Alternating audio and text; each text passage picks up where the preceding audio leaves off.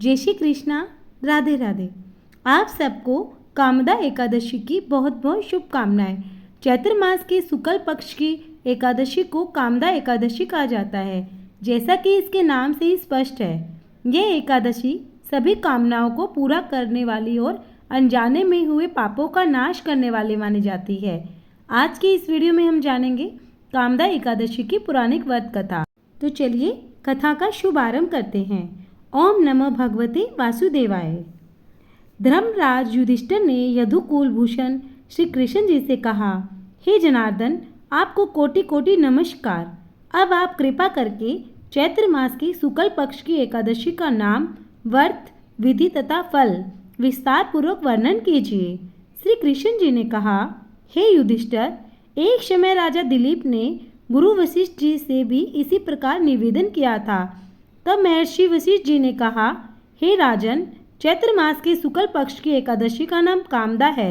जिस प्रकार अग्नि सूखे काष्ठ को जलाकर भस्म कर देती है, इसी प्रकार इस कामदा एकादशी के व्रत के प्रभाव से मनुष्य के समस्त पाप नष्ट हो जाते हैं और पुत्र की प्राप्ति होती है। अब मैं तुम्हें इस व्रत का महात्म सुनाता हूँ। प्राचीन काल में एक रतनपुर नामक नगर था। उस नगर में ऐश्वर्यवान राजा पुंडरीक राज्य करता था।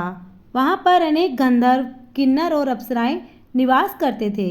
उसी नगर में ललिता और ललित नाम के दो स्त्री पुरुष अत्यंत वैभवशाली घर में निवास करते हुए विहार किया करते थे।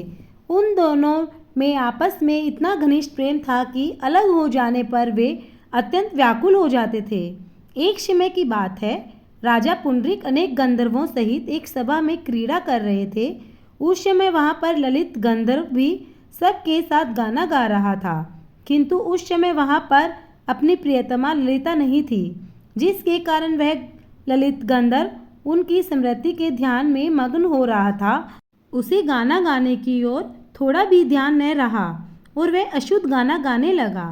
इसकी चुगली नागराज कर्कटक ने राजा पुंडरीक से कर दी, जिसके कारण राजा ने क्रोध करके ललित को श्राप देते हुए कहा, रे दुष्ट, तू मेरे सामने गाता हुआ भी अपनी स्त्री की स्मृति कर रहा है, इसलिए मैं तुझे श्राप देता हूँ कि तू कच्चा मांस और मनुष्य भक्षण करने वाला राक्षस हो जा। तू महापापी है, अतः अपने कर्म का फल भोग। राजा पुंडरीक द्वारा श्राप मिलने के कारण वह ललित गंधर्व उसी समय राक्षस बन गया। ललित जब पुंडरीक राजा के श्राप से राक्षस हो गया तो वह बहुत दुखी हुआ। अनेक दुखों को भोगता हुआ वह अपने कर्म के फल को भोगने लगा।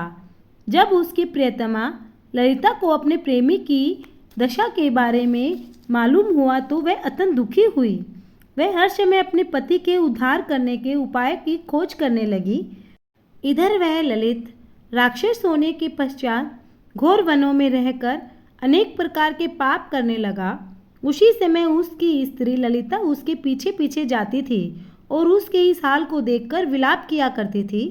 एक बार ललिता अपने पति के पीछे पीछे भ्रमण करती हुई विंध्याचल पर्वत पर जा पहुंची। उस स्थान पर श्रृंगी ऋषि का आश्रम था। वह वहां पर ऋषि को देखकर ललिता उनके पास जाकर हाथ जोड़कर प्रणाम कर विनयपूर्वक बोली, हे मुनि, आप मेरी विपत्ति का निवारण कीजिए।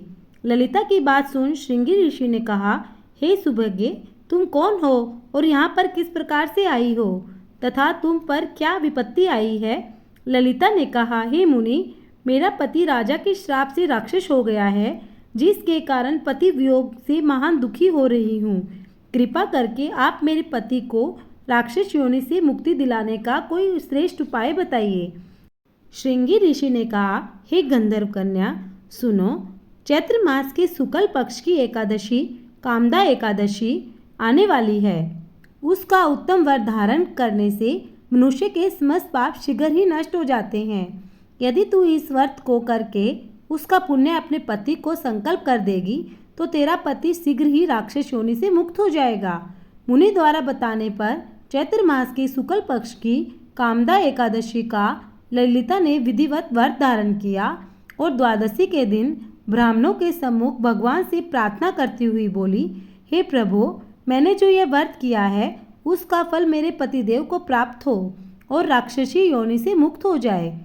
इस प्रकार ललिता द्वारा कामदा एकादशी के प्रभाव से उसके पति ललित की राक्षस देह छूट गई और उसे अपनी प्रथम देह प्राप्त हुई। तब वह अनेक सुंदर वस्त्र आभूषणों से अलंकृत होकर अपनी प्रेयसी ललिता के साथ आनंद से विहार करने लगा। श्री कामदा एकादशी के प्रभाव से वे दोनों पहले के अपेक्षा अब और भी अधिक सुंदर हो गए और पुष्पक विमान में बैठकर स्वर्गलोक को चले गए।